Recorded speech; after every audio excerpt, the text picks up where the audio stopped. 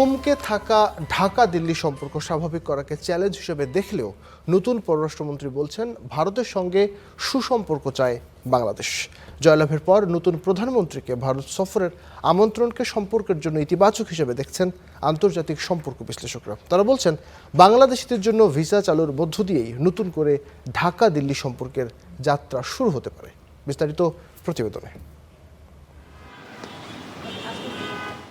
নতুন সরকারের পররাষ্ট্রমন্ত্রীদের দায়িত্ব নেবার পর সবচেয়ে বেশি ভারত নিয়ে প্রশ্ন শুনতে হয়েছে। তারা দুজনেই জানিয়েছেন ভারতের সঙ্গে সম্পর্ক স্বাভাবিক রাখতে চ্যালেঞ্জ রয়েছে।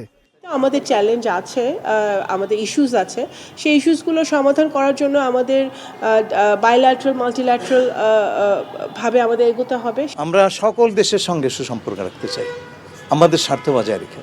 অন্তর্বর্তী সরকারের সময়ে ভারতের পক্ষ থেকে একাধিকবার বলা হয়েছে বাংলাদেশের নির্বাচিত সরকারের সঙ্গে কাজ করার বিষয়টি। নির্বাচনে বিএনপির নিরঙ্কুশ জয়ের পর ভারতের প্রধানমন্ত্রী তারেক রহমানকে অভিনন্দন বার্তাও দিয়েছেন, আমন্ত্রণ জানিয়েছেন দিল্লি সফরের। নতুন সরকারের শপথ গ্রহণের পর তারেক রহমানকে সেই অভিনন্দন বার্তা তুলে দেন লোকসভার স্পিকার ওম বিড়লা। নরেন্দ্র মোদীর এই আমন্ত্রণকে দুদেশের সম্পর্কের জন্য ইতিবাচক হিসেবেই দেখছেন আন্তর্জাতিক সম্পর্ক বিশ্লেষকরা। তারা নির্বাচনের আগে থেকেই কিন্তু একটা প্রত্যাশার প্রকাশ ঘটিয়েছিল যে তারা সকলেই বাংলাদেশের সাথে কাজ করতে চায় এবং বাংলাদেশে একটা গণতান্ত্রিক প্রক্রিয়া শুরু হোক নির্বাচনের মধ্য দিয়ে, এই ইচ্ছাটাও তারা প্রকাশ করেছিল। একটা শান্তিপূর্ণ, অংশগ্রহণমূলক, নির্বিঘ্ন একটা নির্বাচন দেখলাম। তারপর তারা সকলেই অভিনন্দন জানিয়েছে, বাংলাদেশের জনগণকে অভিনন্দন জানিয়েছে, এখনকার সরকারকে অভিনন্দন জানিয়েছে। যেই রেসপন্স এসেছে সেটা প্রচণ্ড পজিটিভ, এবং পজিটিভ রেসপন্স আসার একটা বড় কারণ হলো যেইভাবে জয়লাভ করেছে, যেই বড় অঙ্কের, সেটা বোঝাই যাচ্ছে যে তারা বুঝতে পারছে যে জনগণ কি চাচ্ছে। তবে তলানিতে থাকা ঢাকা দিল্লি সম্পর্ক স্বাভাবিক করাকে চ্যালেঞ্জ হিসেবে দেখছেন তারাও। বলছেন আত্মসম্মান ও সমতাকে আমলে নিয়ে ঠিক করতে হবে পররাষ্ট্রনীতি। বাংলাদেশ স্বাভাবিকভাবে দেখতে চাইবে তার স্বার্থ কোথায় রক্ষা হয়।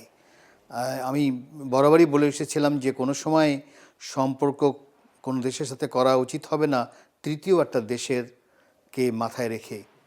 আমার সাথে ভারতের যে সম্পর্ক বা পাকিস্তানের বা চীনের বা আমেরিকার, সবগুলো আমার সাথে যেটা সেটাই দেখা দরকার।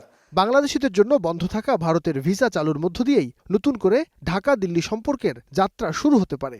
ভিসা প্রক্রিয়াটা বন্ধ আছে, তারা সেটা চালু করুক। যোগাযোগ ব্যবস্থা বন্ধ আছে, সেটা চালু করুক। আমাদের ভারতের মধ্য দিয়ে ট্রান্সশিপমেন্টের যে ব্যবস্থাটা ছিল বন্ধ রেখেছে, সেটা চালু করুক। ওভারল্যান্ড আমাদের যে এক্সপোর্ট ইম্পোর্ট আছে, সেটা তারা আমাদের সহজ করুক।